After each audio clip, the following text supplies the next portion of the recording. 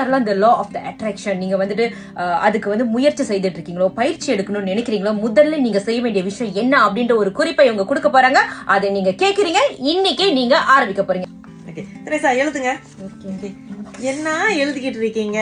இது புலம்பியோட இங்க பாருங்க, இப்படிதான் நீங்க எழுதணும். இப்ப என்னன்னா இந்த பக்கத்து வந்து யக்ஸ்ன்னு எழுதணும். அப்படின்னா உங்களுக்கு என்ன பிடிக்காது. ஆனா முக்கியமானது வந்து பிடிக்காதுன்னா நிறைய விஷயம் சொல்லுவாங்க. ஆனா என்ன விஷயம்னா உங்களோட ஆரோக்கியமா, உங்களோட ஃபைனான்ஸா, உங்களோட என்னது உறவுகளா, என்ன எப்பவுமே நீங்க யோசிக்கிறீங்க அது வந்து உங்களுக்கு கவலை கொடுக்குதோ அது ஒரு டாபிக் மட்டும் எடுத்துட்டு அந்த விஷயம் எழுதுங்க.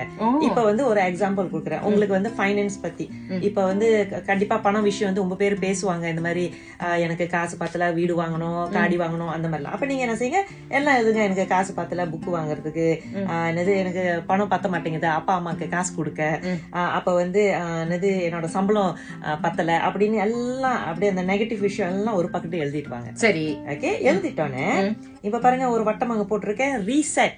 So what to I want அப்படி கேட்கும் போது, அப்ப நான் எனக்கு காசு பத்தல, அப்பா அம்மாக்கு காசு கொடுக்கணும் அப்படின்னு. ரீசெட் எனக்கு என்ன வேணும் அப்படின்னு நீங்க யோசிச்சு பாருங்க.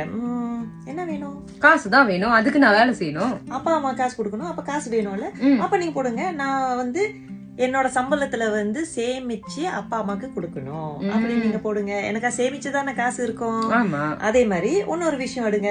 ஓகே, எனக்கு வந்து சம்பளத்தை ஏத்தணும் அப்படின்னு. உங்களுக்கு என்ன வேணும்? சம்பளத்தை ஏத்தி கொடுக்கணும். அப்ப வந்து நான் வேலையெல்லாம் கொஞ்சம் தெளிவா இருக்கணும், கொஞ்சம் ஆர்வம் வச்சு என் வேலையை செய்யணும் அப்படின்னா என்னோட சம்பளம் ஏத்துவாங்க அப்படின்னு நீங்க போடணும். சம்பளம் ஏத்துனா உடனே ஏத்துவாங்களா? ஏத்துவாங்களே. விட்டுறீங்க விட்டுறீங்க விட்டுறீங்க. அப்பா அவங்க மனசுல என்ன இருக்கோ அதுக்கான ஒரு உதாரணத்தை கொடுத்துருக்கீங்க. இப்போ நமக்கு வந்து மிக அழகான குறிப்பு கொடுத்திருக்காங்க. இதை நீங்க பயன்படுத்தி இந்த ஈர்ப்பு விதியை பயிற்சி செய்தீங்க அப்படின்னா நீங்களும் நல்லா இருக்கணும். அதுதானே உங்களுக்கு வேணும்? S. Reset. So what do you want? அவ்வளவுதான். இப்பயே வந்து எப்படி ரீசெட் பண்றேன்னு மட்டும் பாருங்க. உடனே எழுதிருங்க. ஆமா.